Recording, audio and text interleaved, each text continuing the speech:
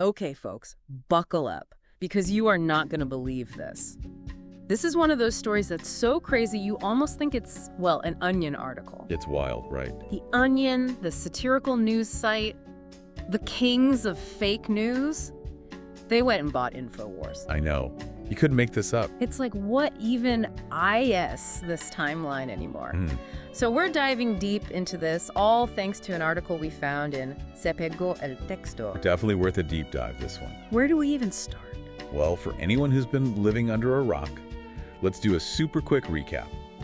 Alex Jones, Infowars, notorious for, Conspiracy theories. yeah, all those conspiracy theories. And not just harmless ones either, like the Sandy Hook Elementary shooting being a hoax. Come on. Right, and that one especially led to those huge defamation lawsuits. Judgments against him are well over $1 billion at this point. A billion with a B. But here's the thing, and this is where it gets crazy, the families of the Sandy Hook victims. They're actually the ones who backed the Onion's bid for Infowars. I know, it's mind-blowing. They won it in a bankruptcy auction. Talk about turning the tables, huh? Absolutely. And I'm genuinely curious here, can the Onion actually change Infowars? Their plan, as of now, is to relaunch it in January. But as a parody. Whoa! Like, imagine, this site that was all serious doom and gloom conspiracies is now going to be making FUN of conspiracy theories. So meta. But what about the people who, really believe that Infowars stuff? You're hitting on the big question here. Will they get the joke? Or will this just feed into some new conspiracy about the Onion being part of the system or whatever? Whoa, yeah. And to make it even wilder, the Onion's partnering with Everytown for gun safety. No way. They'll be the only advertiser on the news site, and they're going to have educational content about gun violence prevention, too. So, jokes and a serious message. That's something. Speaking of serious, you have to hear how Alex Jones is taking all of this. I bet he's thrilled. Oh, yeah, thrilled. He's calling it a total attack on free speech. Yeah, of course he is. Says he'll fight it in court. So, yeah, this is just the beginning of a whole legal mess, I'm sure. Oh, for sure. And it's not just talk. A company with ties to Jones is already saying the sale wasn't done right, so they're challenging it too. Multiple legal battles brewing. This is getting good. And you know what this makes me think about? It's not just about a website, right? It's about Jones's whole reach, his ability to, well, spread his message, whatever that is these days. Losing Infowars is a huge e-blow, that's for sure. But he's not going down without a fight. Exactly. So where does he go next? Does he start something new, try to latch onto some other platform? And what about his followers? Do they follow him? Or could this parody thing actually, make some of them rethink things? I don't know, but this is uncharted territory, right? Satire, misinformation, trying to get to the truth. Yeah. It's all tangled up now. It's like reality itself is the joke now. Kind of makes you think, huh? This whole free speech argument from Jones, it's tricky, right? It is. I mean, free speech is super important, but it's not a free pass to just say anything, right? Exactly. There have to be limits. You can't yell fire in a crowded theater. And I kind of see this as being in that same vein.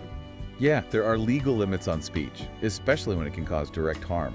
Like with those Sandy Hook families, that was beyond just saying something offensive, right? Right. False statements that are presented as facts, especially when it can be shown that the person knew they were false. Yeah. That's where it crosses the line into potential legal trouble. And Jones has already been found guilty of that. $1 billion in damages, remember? Exactly. So this attack on free speech argument doesn't really hold up here. It's more like he's facing the consequences of his own speech. Yeah, maybe the sale is actually about upholding the law then.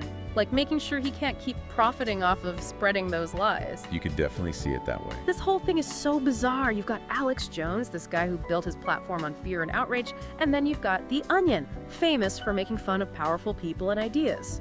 It's an odd matchup, for sure. Can you really fight misinformation with jokes? I mean, I love The Onion, but... Right. They've always been good at pointing out the hypocrisy, but can they actually change people's deeply held beliefs? It's a tough one.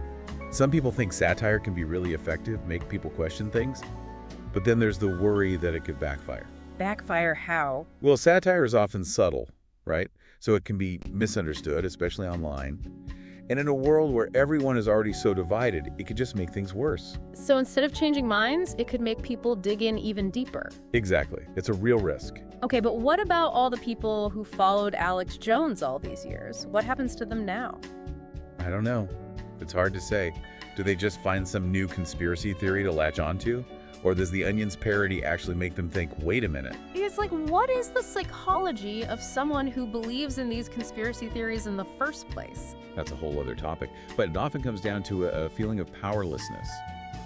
Conspiracy theories offer this sense of order, this feeling of being in the know, even if it's based on false information. So how do you break through that? Is humor even the right approach? Some experts think that directly confronting conspiracy theorists can actually make them cling even tighter to their beliefs.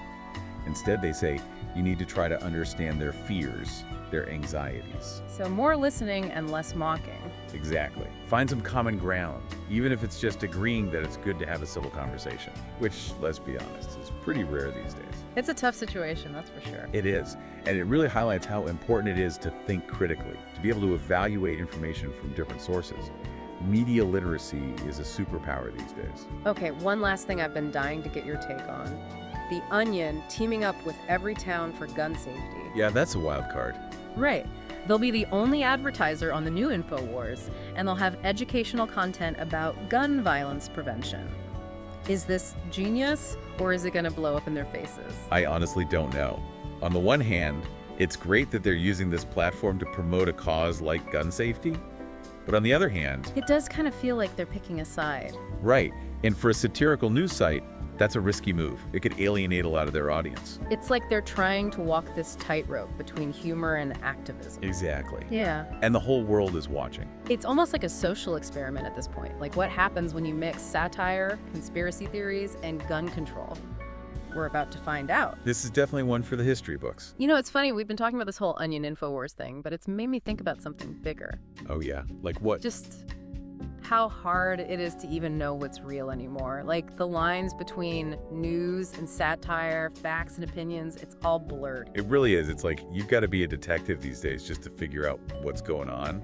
Exactly. And then you've got those algorithms, like you were saying before, feeding you more of what you already agree with, so. You get stuck in these echo chambers. Yes, and you just see the same stuff over and over, and everyone else seems crazy. It's a recipe for disaster, honestly. It's how these conspiracy theories take hold, how people end up believing things that, well, that just aren't true. So how do we fix it? How do we get out of those echo chambers and actually talk to each other? Well, first, you got to realize you're in one. Like, be honest with yourself. What are your biases? What do you automatically assume is true? Ooh, that's a tough one. But yeah, good point. What else? And then try to listen to people you disagree with. Not just to argue with them, but to actually understand their point of view. Easier said than done, I think. Oh, for sure. It takes practice. But even if you don't change your mind, at least you'll have a better idea of where they're coming from. Okay, that makes sense. But it feels kind of overwhelming, you know? Like, how do you even keep up with all the information out there after? Be critical of it all. Well, no one said it was easy. But that's why we do this show, right? To try to make sense of things, to highlight the stuff that's really important. True. And I guess that's a good takeaway for our listeners too, right? Don't believe everything you read, even if it sounds convincing. Double check stuff, look for different perspectives. Exactly. Be your own fact checker, and don't be afraid to change your mind if the evidence points in a different direction. This whole Alex Jones the Onion thing, it's been a wild ride. I still can't believe it actually happened. Me neither. But it's definitely got people talking, which is a good thing. Right. Maybe it'll even spark some real change, who knows? Here's hoping. Thanks for joining us on this deep dive, everyone. And remember, stay curious, stay critical, and don't let the algorithms control your brain. Well said.